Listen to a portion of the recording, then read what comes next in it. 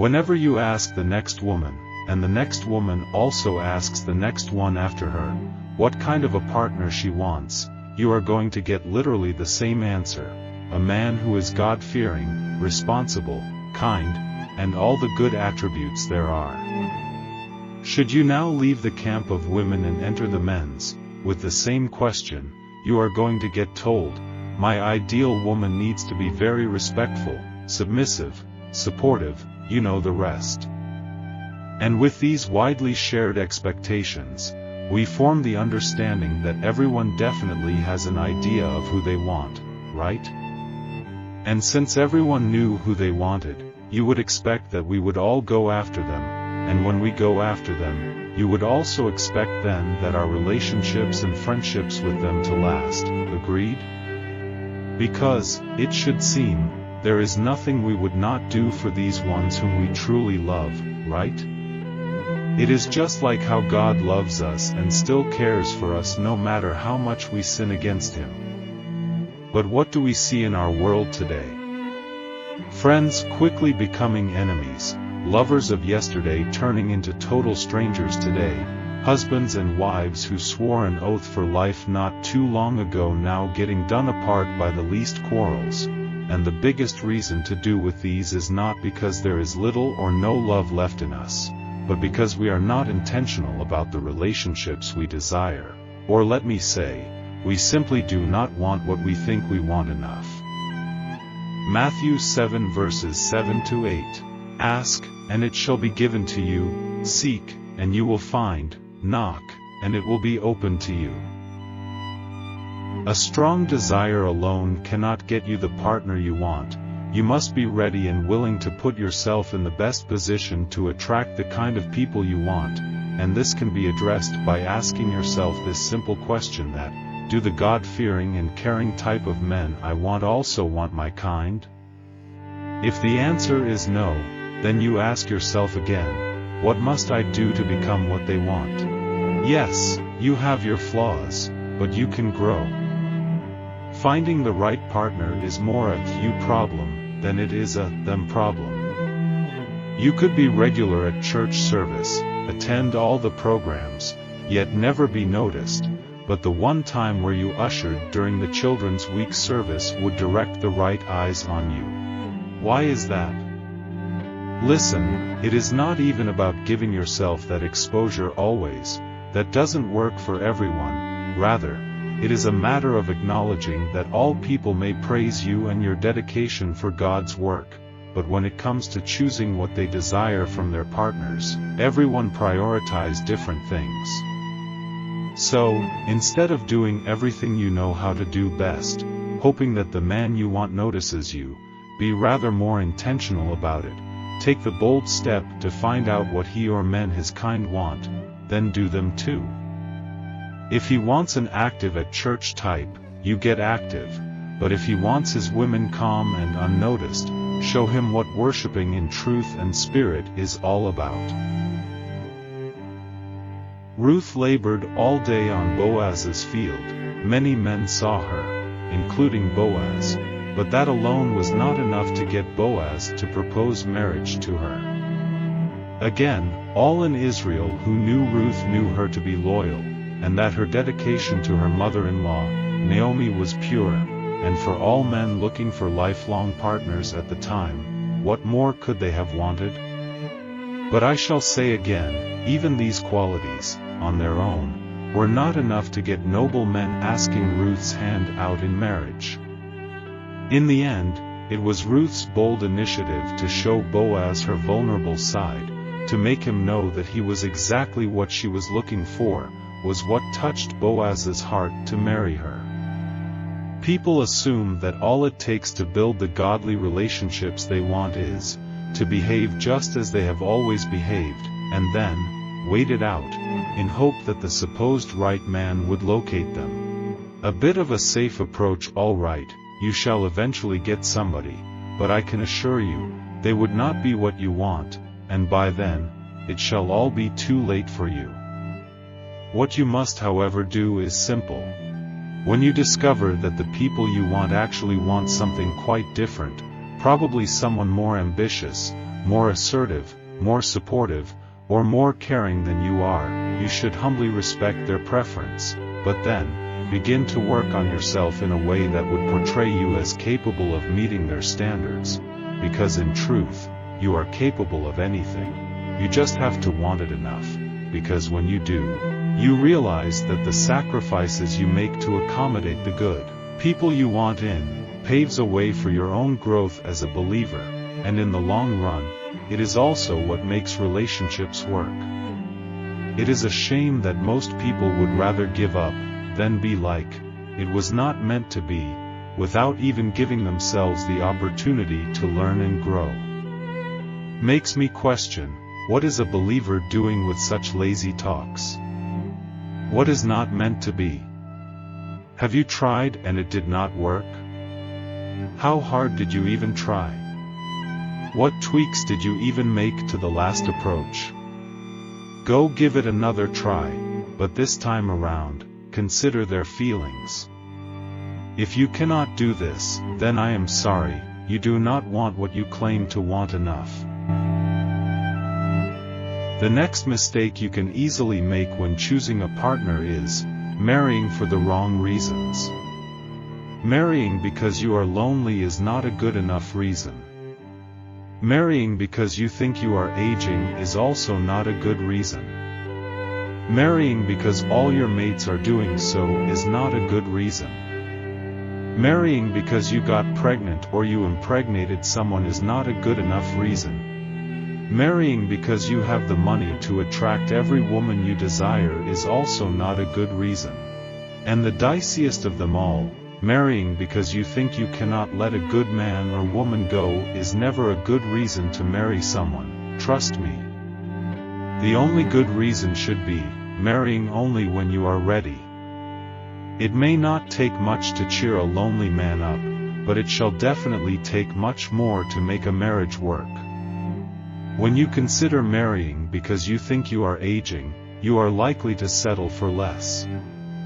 Marrying because you think you have been left behind, would truly get you behind. Marrying because of pregnancy is like making up for one mistake with another mistake, disastrous.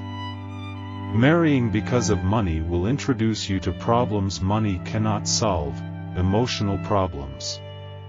And, marrying for the fear of making a mistake is already a mistake made. But when you are ready, all of these problems would not be your burden, and you would have no doubts, or second thoughts, because you have made up your mind, and you are not willing to turn back.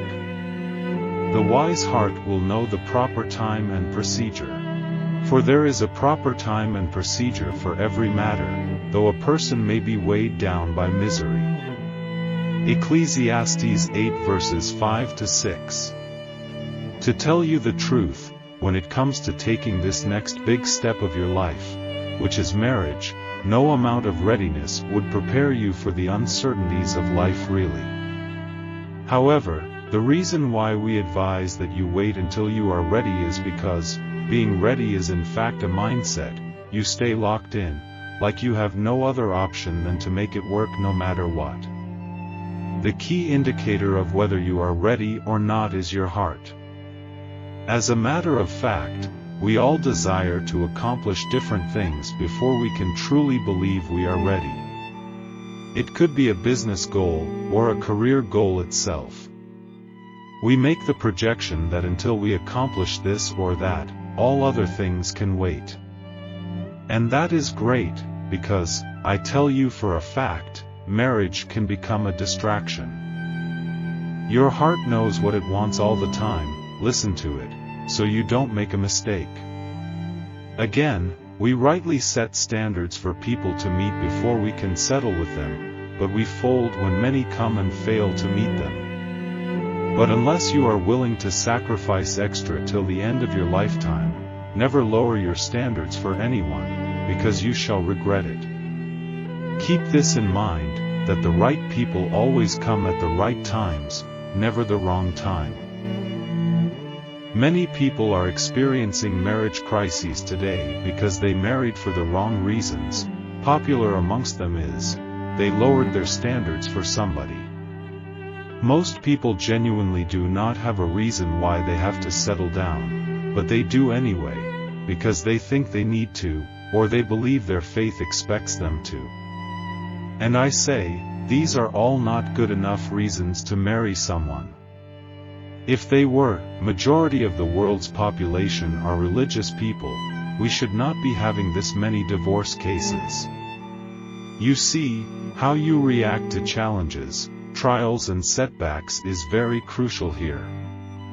And same applies to whoever you choose, because there is this basic human character flaw, that the least challenge we face, we start growing fonder of past people we had let go in favor of these current ones.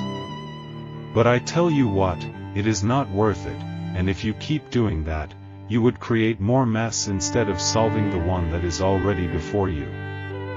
Your decision to choose someone to settle with should be met by total commitment to this person, in both the good times and the bad times. They deserve all the love and respect they can get from you, but it is always difficult to keep your vows when you said them for the wrong reasons in the first place. Listen, you have one shot at this, so make it worth it. Listen to your heart, it shall tell you when you are ready, and there, you can decide, because right there also, the right person would be there waiting. Finally, another common mistake you can make when choosing a partner is giving people too much say than they should have. Guard your heart above all else, for it determines the course of your life. Proverbs 4 verse 23. It is your decision and no one else's.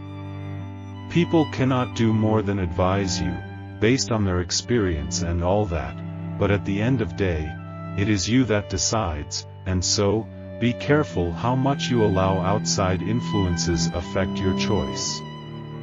Again, I will say, listen to your heart.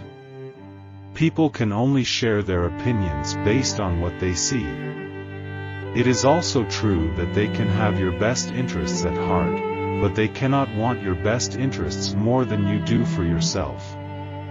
In truth, the secret to a good relationship does not even lie in whether you made the right decision in your selection from the onset or not, that has already been done.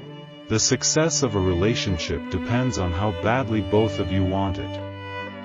And so, just ask yourself this question before you decide: do I see myself doing everything in my power to make it work with this person I am choosing? When the tough time comes, do you see this person worth fighting for?